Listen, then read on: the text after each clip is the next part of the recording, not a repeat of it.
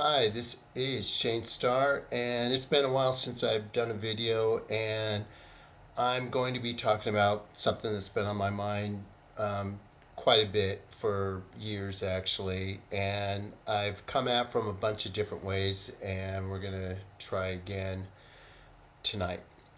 So, we're going to play a game called What Cognitive Function is at Play? And I'm going to look at a couple of definitions that are commonly accepted. And your job, if you're watching this video, is to guess which cognitive functions I'm describing in these two distinct descriptions. You'll probably get them right if you're an expert. If you're not, we'll see. Okay, so here we go. So this first function, it's an information gathering cognitive function that compares and contrasts current data with vivid memories, lived experiences, and established internal standards. It could be seen as an internal library of physical data, preserving stability and using this information to predict outcomes. So when using this function, the person doesn't just see an object, they instantly feel impressions, memories that the object triggers. And in doing so, it connects the past to the present and also the present to the future because it uses the past to predict the future. It evaluates current environments by automatically checking them against past precedents to identify subtle updates, inconsistencies, or changes. So, what does this look like in real life? You notice if something is different. If you work in an office space, even if the person meticulously tried their best to make everything exactly the same as it was before they got there, the first thing a user of this function will do is they'll sit down and say, someone's been at my desk. They'll know. They're tuned into those fine details. At work, they're masters of attention to detail. They are detail oriented, they're meticulous. They absorb and retain highly granular records of physical environments, facts, and routines, making these people really exceptionally reliable in both simple and complex situations, personal events, work related matters, the whole thing. And because they find security in past data, they default to these strategies, systems, traditions that they have time tested to be reliable. That brings them security. They develop highly specific tastes in food, objects, routines, um, clothing, dress, you could say. They have a unique tendency to find meaning in revisiting particular places. You know, whether it be through a familiar story or a precise location. They'll get a flood of memories. I know this from experience. You get in a specific place and you remember, maybe a tree that was there, and it brings back memories that you had forgotten that you even had, and it instantly brings you right back to that moment. In this way, time for users of this function is almost like a tapestry as opposed to a river, in that you could say a totem, but a location, an object, a thing can bring you right back to that point in time as if you were reliving it. So with this function, these people can really track what's gone wrong in their lives or with situations historically, and they can use this information to proactively isolate vulnerabilities against chaos, against unpredictability, and in doing so, again, it brings them to a better um, place with regards to personal well-being and security. What does this look like? I'm going to go through the top four function spots in in Jungian based systems. It'll be different for socionics. More on that in a moment. But in the dominant first slot, these users of this function are going to be highly organized, very attentive to detail, highly reliable, never late, always on time, always dependable, deeply protective of historical lessons and institutional customs as well. Okay, these are going to be people like myself in a lot of ways, never late to work, going to church every Sunday without fail. You feel bad, you're going. You feel good, you're going. It's raining, you're going. It's a great day and you have the day off, you're still going. Um, these people are attached to their routines. That's the leading function.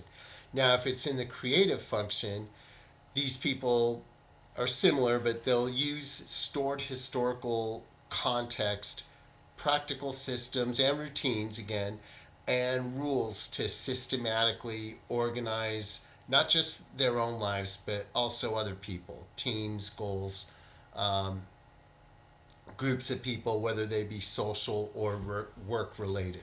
Okay. In the third spot, this would be the sixth spot in socionics, the tertiary function or the mobilizing function.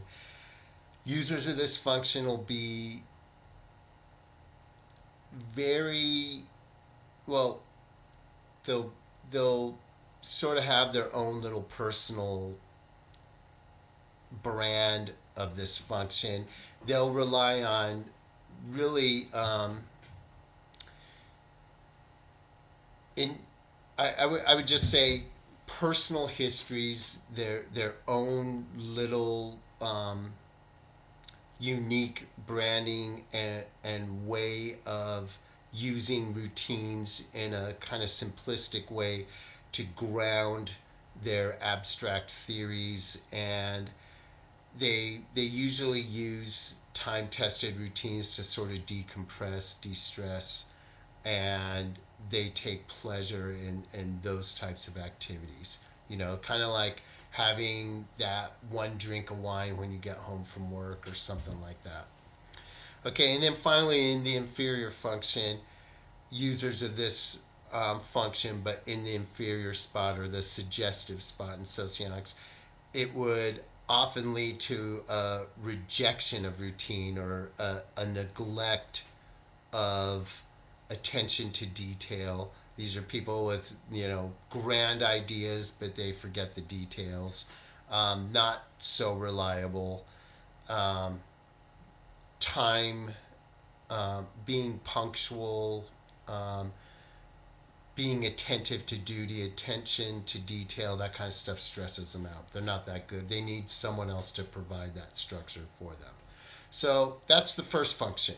And I'm guessing if you're watching this video, you have a pretty good idea what function I'm talking about. So now here comes the second function. Let's see if you can guess what this one is. This function is not about structure, routine, attention to detail, punctuality, or any of that. This function's more about physical comfort, harmony, internal sensations. This is the kind of person who can tell they're getting sick a day before they have any symptoms. This is the kind of person who automatically tracks hunger, fatigue, pain, their sense of balance. It's a very aesthetic function. Certain smells, certain objects can give them pleasure or displeasure. They're very picky with regards to their spatial comfort. Um, they need to maximize pleasure, minimize any extraneous work or discomfort. They're looking for a stress free, chill, relaxed state. Okay? Um, they just want to relax. That's the second function. What does it look like in practice? Um, the first word that comes to mind is laziness. In contrast to the first function, that's really highly attuned to details and fixing details that bother them, and making sure they're on time no matter what, rain or shine, making sure they uphold their routines. People of this second function that I'm discussing, they will forego routine in the name of comfort. Oh, it's raining today. I think I'm going to skip church. Oh, I'm not feeling that good. I think I'll call in sick to work. They don't really need me anyway. Um, Very relaxed, chill, um, not so anal OCD as the first one. Okay, so what does this look like in a leading function? This would be total mastery over physical comfort and bodily needs. Um, they know what makes them feel good. They know exactly the environment to provide for themselves. They detect minor physical changes instantly, and they are very sensitive to anything that disrupts their inner peace. That can be a smell, that can be a noise, that can be a color, that can be um, a person they don't like. I mean, anything can mess up the whole thing. Think of an athlete, a basketball player who notices shoelace is partially untied and he can't make a shot until he gets that homeostasis just right. Okay, in the creative spot, um, this person would use comfort as a tool to care for others. They would, cook, clean, um, help help with comfort to improve the morale of other people. They use it not so much for themselves, but for others. But it's that same making a cozy, nice atmosphere and environment. Not too hot, not too cold, pleasant smelling, nice and relaxing and chill. Okay. What would someone with the third function look like using this? This person, again, like my shoelace example, they would need a baseline of comfort in order to be productive. Um, it If something isn't conducive to their comfort, it disrupts them entirely. They can't really function without a certain thing being in place. I'm thinking of Goodfellas. What brings the guy down who would have went down anyway, but um, his helper couldn't fly without her lucky hat, and that was that. And it's just like, dude, what does your hat have to do with this? That's my lucky hat. I never fly without it. That's like indicative of this function in your third slot.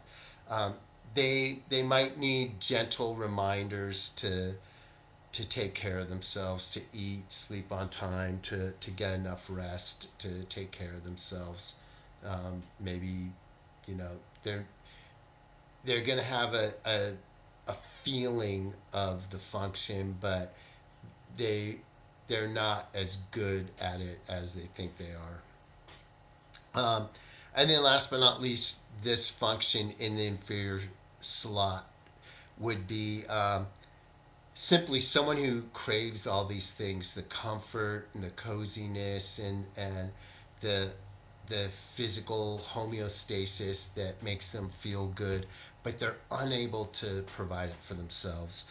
They adore high quality food, warmth, love, relaxation, but they need someone else to give that to them.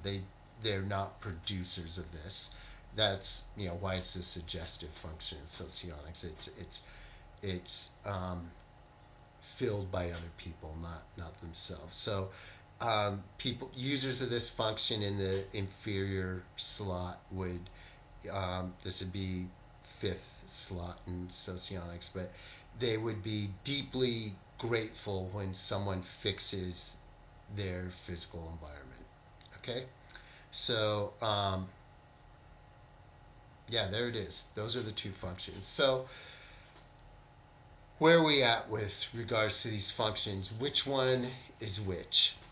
And if you're an expert in both MBTI and socionics, you're going to know the answer. If not, drum roll, here we go. These functions are one and the same. I've described introverted sensing. First, from an MBTI perspective. Secondly, from a socionics Model A perspective. And this exercise offers a clue, if not a significant reason, for many problems with typing. Typing, other people, typing oneself. I'll use myself as an example here. From an MBTI perspective, this internal sensing is it's strong enough to strongly consider, if not solidify, as my leading function. That's how strong that first description fits me. The attention to detail, the punctuality, the love of routines, the flood of memory and past references from objects, places, things, or people. It's very descriptive, spot on, and describes me to a T. And I would say it's a leading candidate for my lead function in MBTI. But when I consider SI from the socionics perspective, just that whole chill, relaxed, and let's just call it what it is, basically lazy, that doesn't fit me at all. That could be my vulnerable function almost. If not the polar function, at the very least it would be unvalued. Okay, so maybe ignoring function or something, but it's not. There's no way. When you compare, and let's bring it to the surface. When you compare an MBTI ISTJ to a socionics ISTP with all the function slots in the same place, those two characters are not the same person.